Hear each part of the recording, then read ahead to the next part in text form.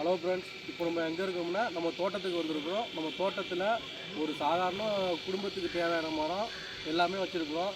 இங்கே பார்த்தீங்கன்னா பக்கத்துலேயே தென்னை வச்சுருக்குறோம், சைடில் கொய்யா வச்சுருக்குறோம். இது வந்து அரைநெல்லி. அங்கே பார்த்தீங்கன்னா நம்ம வந்து முழுநெல்லி வச்சுருக்குறோம். அது எலுமிச்சை பபுள் மாசம் இருக்குது. அங்கே பார்த்தீங்கன்னா சப்போட்டா வச்சுருக்குறோம். பாக்கி அந்த சைடு ஃபுல்லாமே மாமரம் தான் அதிகமாக இருக்குது நம்மள்கிட்ட. அந்த வேலி ஓரம் ஃபுல்லாக பார்த்தீங்கன்னா தென்னங்கன்றுலாம் வச்சுருப்போம். இடையில மாதுளை வச்சுருப்போம். எல்லாமே நாட்டு ரக கன்று தான் வச்சுருக்குறோம். இப்போ செடியெல்லாம் இப்போ வெயிலில் சோந்தாப்பில் இருக்கிறதுனால செடிகளுக்கு இப்போ நம்ம தண்ணி பிடிப்போம். அதுக்கு பிறகு நம்ம தோட்டத்தில் என்னென்ன பழங்கள் பழுத்திருக்கோ அதெல்லாம் அறுவடை பண்ணுவோம்.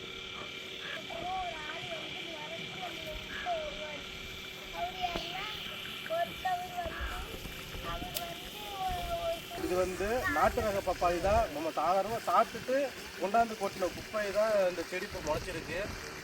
சுற்றிக்கிட்டே இருக்கும்போது அக்கா பையன் ஒரு பப்ளி மாசை பறிச்சுட்டு வந்தான். இங்கே பாருங்கள், இது நம்ம தோட்டத்திலே விளைஞ்ச பப்ளி மாஸ். இந்த மரம் தான், சின்ன மரமாக இருக்குன்னு பார்க்காதீங்க. இது தான் பழம், நிறைய பழம் இதுலேருந்து நாங்கள் பறிச்சு எடுத்துட்டோம்.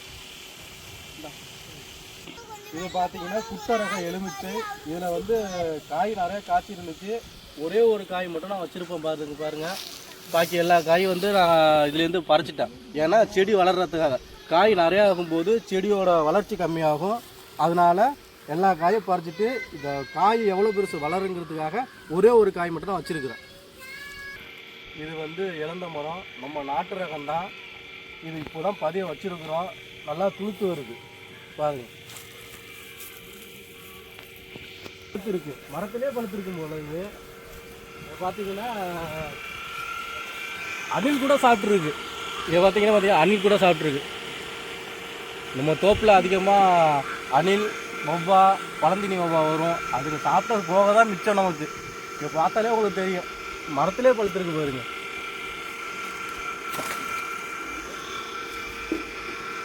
பார்த்தீங்கன்னா முழுசும் இயற்கையாகவே வளர்ந்து இயற்கையாகவே மரத்திலே பழுத்த வாழைப்பழம் ஃபுல்லாக உங்களுக்கு பார்த்தா தெரியும். சின்னதாக தான் இருக்கும். ஏன்னா நமக்கு இந்த மரத்துக்கு நம்ம எந்த விதமான உரம், பூச்சிக்கொல்லி மருந்து எதுவுமே நம்ம கொடுக்கறது இல்லை. இயற்கையாக வளர்றது.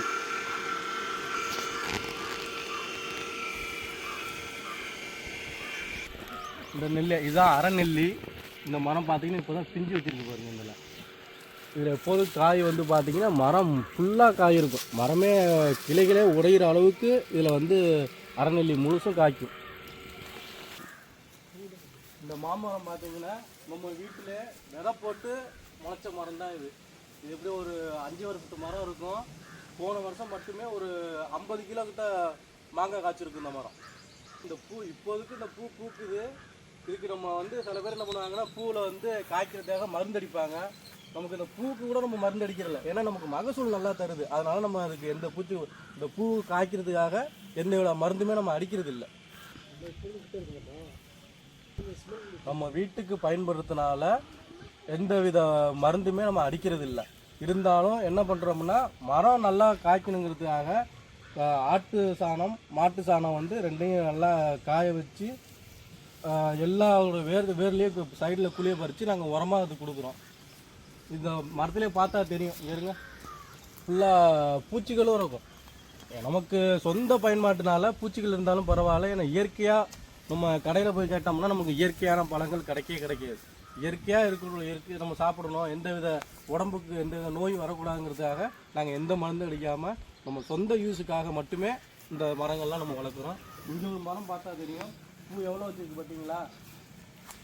இதுதான் பங்கனப்பள்ளி. இது காய் ஊறினோன்னு நல்லா 3/4 கிலோ சைஸுக்கு வரும். இந்த மரம் சின்னதாக இருக்கும், ஆனால் காய் நல்லா ருசியாகவும் பெருசாகவும் காய்க்கும் இந்த மரம்.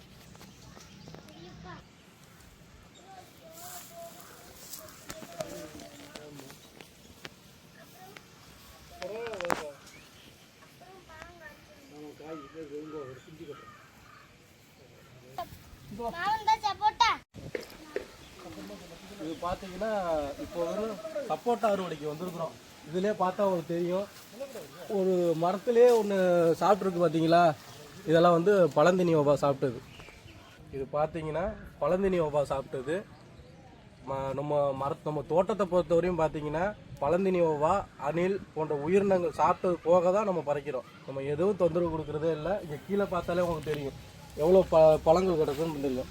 அங்கே கிடக்கு. இங்கெல்லாம் பார்த்தீங்கன்னா ஃபுல்லாக அந்த வவ்வால்கள் சாப்பிட்டது. நைட்டில் வந்து பழந்தினி வவ்வால்கள் வந்து சாப்பிட்றது தான் அவ்வளோ. இதோட இருக்குது பாருங்கள், எவ்வளோ கிடக்கு பாருங்கள். அதெல்லாம் இப்போ மரத்தில் பார்த்தீங்கன்னா அறுவடைக்கு தகுந்த பழங்களை காட்டுறேன். அதை உங்களுக்கு நான் பறிச்சும் காட்டுறேன் பாருங்கள். இப்போ பார்த்தீங்கன்னா இந்த காயெல்லாம் பார்த்தீங்களா நல்லா இன்னும் இப்போ இன்றைக்கி பறித்தோம்னா 2 நாளில் இந்த காயெல்லாம் பழுத்துரும் பாருங்கள். ஆனால் பறித்த உடனே பார்த்தீங்கன்னா இதில் பால் வரும். பார்த்தா உங்களுக்கு தெரியும் இந்த பால் வருது பார்த்தீங்களா. சப்போட்டா பொறுத்த வரையும் பழங்களாக நம்ம மரத்துலேருந்து பறிக்கவே முடியாது. அது கொஞ்சம் பழுத்த உடனே பழந்தினி வவ்வாலும் நமக்கு தேவையான பார்த்தீங்கன்னா செங்காய் பருவத்தில் நம்ம பறித்து கொண்டு வீட்டில் நம்ம பாதுகாப்பாக வச்சுருந்தா மட்டுமே நம்ம பழங்கள்லாம் நம்ம சாப்பிட முடியும். இந்த பழத்தை பார்த்தீங்கன்னா நம்ம செடியிலேருந்து பறிக்கும் போது மட்டும்தான் இந்த பால் வரும். அதுக்கு மேலே பழங்கள் பழுக்க இந்த பால் வந்து வற்றி போய்க்கிடும்.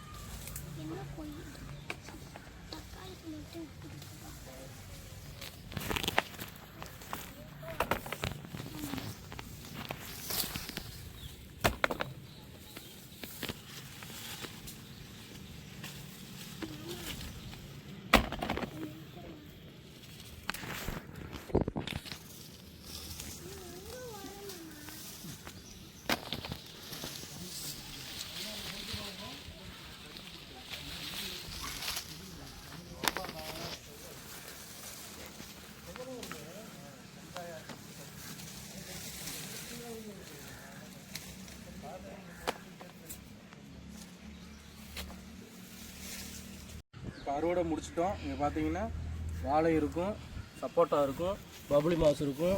இதெல்லாம் பார்த்தீங்கன்னா தோட்டத்திலே இயற்கையான முறையில் விவசாயம் செஞ்சு அப்படியே நம்ம பறிச்சிருக்கோம். போது இது முழுக்க பார்த்தீங்கன்னா நம்ம உடம்புக்கு சத்து மட்டும்தான்.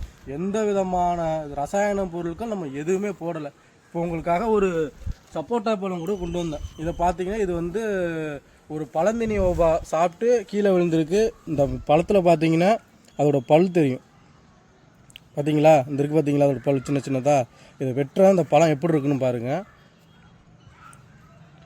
பார்த்தீங்களா, இது கூட முழுசாக பழுக்கலை. முழுசாக பழுக்கிறதுக்கு முன்னாடியே வவ்வால் சாப்பிட்ருது. நம்ம இதில் நம்ம மரத்திலே பழுக்கணும்னு நினச்சின்னா வாய்ப்பு கிடையாது. நம்ம காயாக பறித்து பழுக்க வச்சா தான் நம்ம சாப்பிடலாம். இன்றைக்கான அறுவடை முடிஞ்சிருச்சு. இதை நம்ம வீட்டில் கொண்டு போய் அம்மா கிட்ட கொடுப்போம். இந்த வீடியோ உங்களுக்கு பிடிச்சிருச்சுன்னா லைக் பண்ணுங்கள், ஷேர் பண்ணுங்கள், மறக்காமல் வில்லேஜ் மார்க்கெட் சேனலை சப்ஸ்கிரைப் பண்ணுங்கள்.